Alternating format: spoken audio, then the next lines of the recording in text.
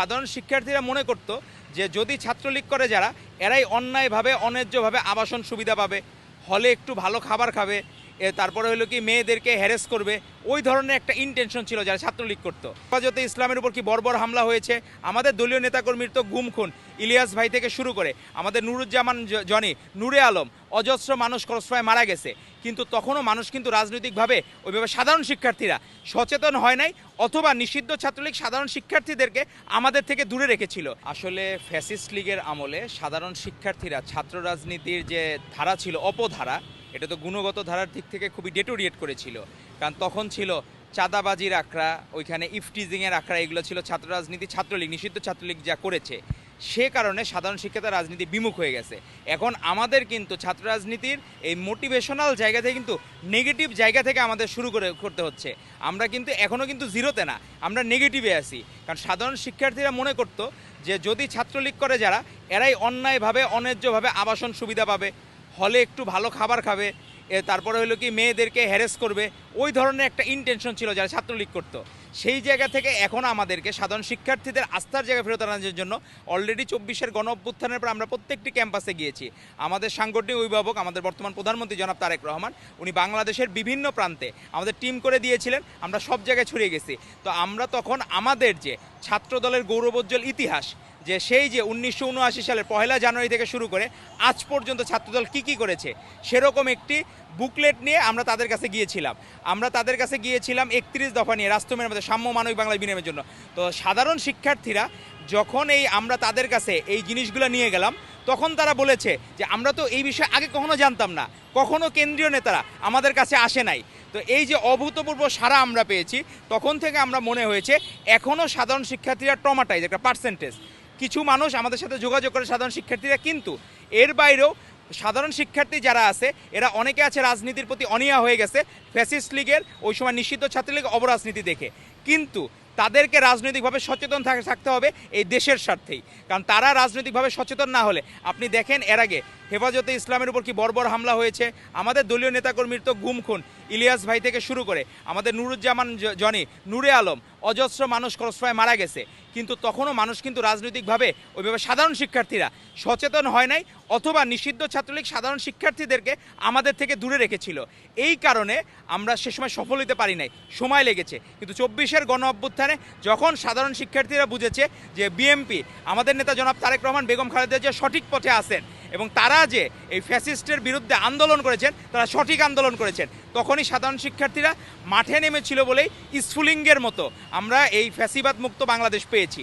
তো সেই জায়গায় সাধারণ শিক্ষার্থীদের রাজনীতি ফেরত আসানোর জন্য আমাদের কিছু পরিকল্পনাও করতে হবে, যে যাতে তারা রাজনীতিতে আকৃষ্ট হয়। আর সবাই মনে করে ছাত্র রাজনীতি হচ্ছে একটু মানে ব্যাক বেঞ্চের স্টুডেন্টরা করে। তো সেই জায়গা থেকেও আমাদের গুণগত পরিবর্তনের দরকার আছে, তো সেটি আমরা মনে করি। ধন্যবাদ আপনাকে। আপনি নেতৃত্বে আসলে কোন ধরনের পরিবর্তনগুলো নিয়ে আসবেন ছাত্রদলের? ধন্যবাদ আপনাকে। আমরা আসলে ছাত্রদলে কেউ ক্যান্ডিডেট না, আমরা একে অপরের সহযোদ্ধা। আমাদের মধ্যে এই নেতৃত্বের জন্য একটি সুস্থ প্রতিযোগিতা আছে, কোনো অসুস্থ প্রতিযোগিতা নাই বা কোনো প্রতিদ্বন্দ্বিতা নাই। আমরা একে অপরের বন্ধু, আমরা সহযোদ্ধা। তো সেই জায়গায় যদি আমার নেতা তারেক রহমান আমাকে টানা 4টা সেন্ট্রাল কমিটিতে কাজ করার সুযোগ দিয়েছিলেন, তো সেই জায়গা থেকে আমার কাছে মনে হয়েছে যে আমরা যে ক্যাম্পাস জীবনে কেউ যাতে কারো পড়ালেখা যাতে 1 মিনিটও যাতে ক্ষতিগ্রস্ত না হয়, সেটি আমাদেরকে এনশিওর করতে হবে।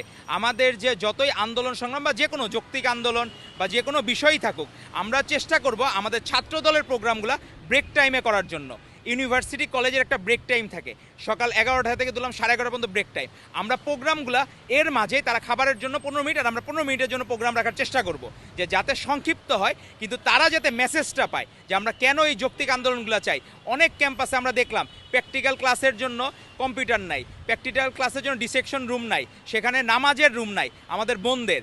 ওই জায়গায় ক্যাম্পাসগুলোতে আমরা দেখলাম যে ওইখানে ওয়াশরুমগুলো অপরিষ্কার। তো এই যে যৌক্তিক দাবিগুলো, অনেক জায়গায় লাইব্রেরি নাই, তো এই যৌক্তিক দাবি দেওয়াগুলো যাতে সাধারণ শিক্ষার্থীদের মানে প্রতিনিধি হয়ে ছাত্রদল যাতে এই জিনিসগুলা তাদের ওইখানে প্রিন্সিপাল হোক, হেডমাস্টার হোক, তাদের কাছে যাতে এই যৌক্তিক দাবি দেওয়াগুলো উত্থাপন করতে পারে এবং এই অধিকারগুলো যাতে আদায় করে নিয়ে আসতে পারে। তো সেই যে যৌক্তিক দাবি দেওয়াগুলো, সেই জায়গায় ছাত্রদল যাতে সাধারণ শিক্ষার্থীদের বন্ধু হয়ে ভাই হিসাবে বোন হিসাবে যাতে পাশে থাকতে পারে সেটি আমাদেরকে এনশিওর করতে হবে।